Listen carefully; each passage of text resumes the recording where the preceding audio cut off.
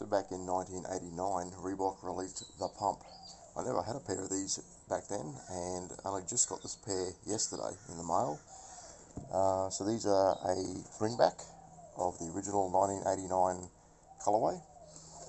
I gotta say, these are pretty cool. They're a very chunky boot, almost a ski boot, compared to other high tops of the time, like the Nike Air Pressure, which is a lot slimmer. But these are really cool. So let's have a quick look at them. The leather uppers are really nice, really supple leather. It has this rather rigid plastic heel counter with the big Reebok logo, and on the collar is another molded piece that says the Pump, that contains the release valve. Now, sure I can zoom that in, but it says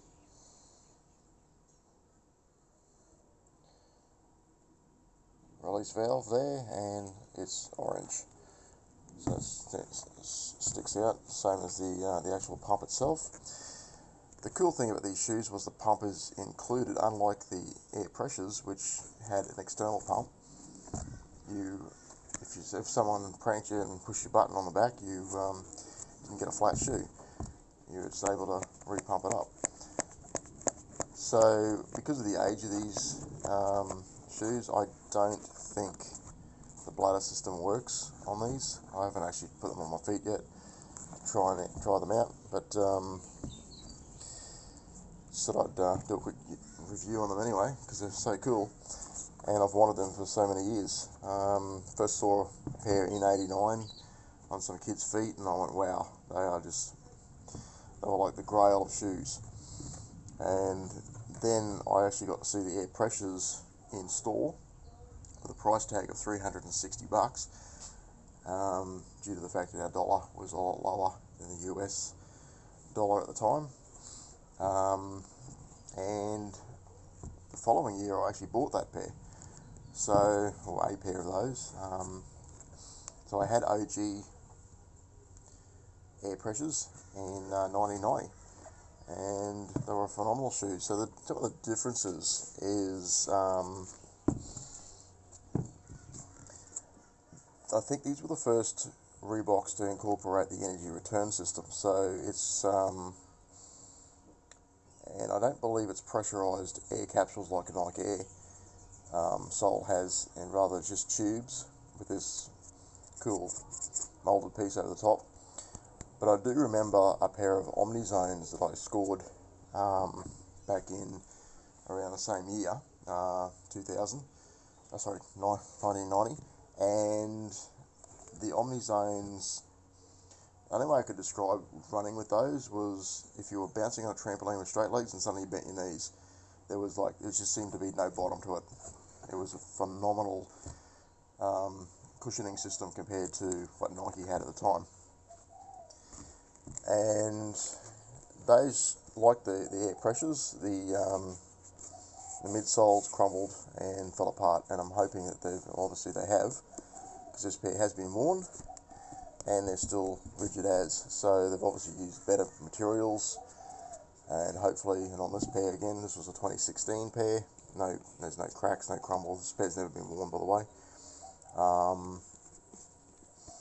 So obviously they've used better materials that will hopefully last. So yeah, the quick differences are the pump was included on the shoe along with your release valve. So this was put them on, tie them up, walk away, and you're set. With the Air Pressure, you had a bit of a challenge. You either had to carry the pump with you, or you brought the whole kit with you. Now the kit was kind of cool because it was this big plastic case that they gave.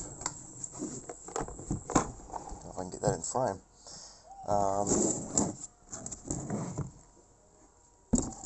Big plastic case with a carry strap. Flip that over, and then the flip open lid had the pump, which of course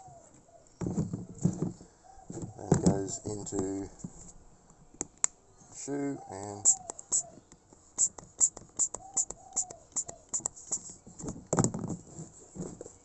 definitely full of air. And even heard the hits as it releases. So, a cool thing, but not really practical for if you're just everyday wearing. And I certainly did wear my pressures every day for a time. Flog them into the ground literally. Bought that set of Retro 16s and put them on my feet just to try them, and that's it. So same with these pumps. These are for display only, and just a bit of nostalgic purposes. The height of the shoe is actually, these were probably one of the highest high tops at the time, and the air pressure is about the same height, I think. See that? It's roughly about 7 inches, which, you know, these were huge for the time. Not as high as the Nike Mag, of course, which is 10 inches.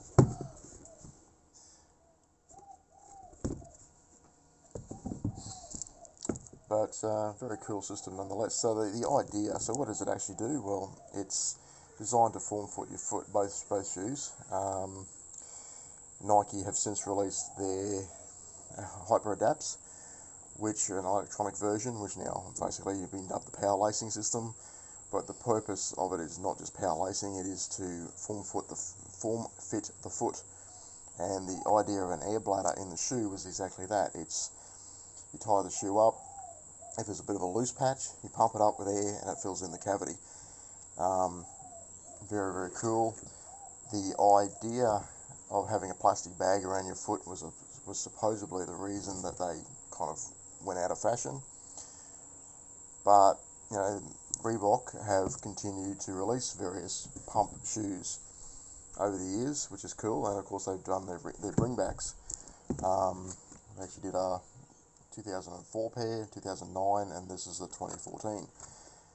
And where Nike have only ever done retros on their shoes, I think starting the last, what was this, 2016, I'm not sure when they did the other ones. They have done other shoes, apparently Air Force, etc. with a pump. But I got this pair because I had the OGs as a teenager, and into my early 20s. In fact, it was my 20th birthday, 20th birthday present that I bought air pressures for. So there it is. Thanks for watching, and I'll get these guys cleaned up and put on display. Another piece of sneaker history.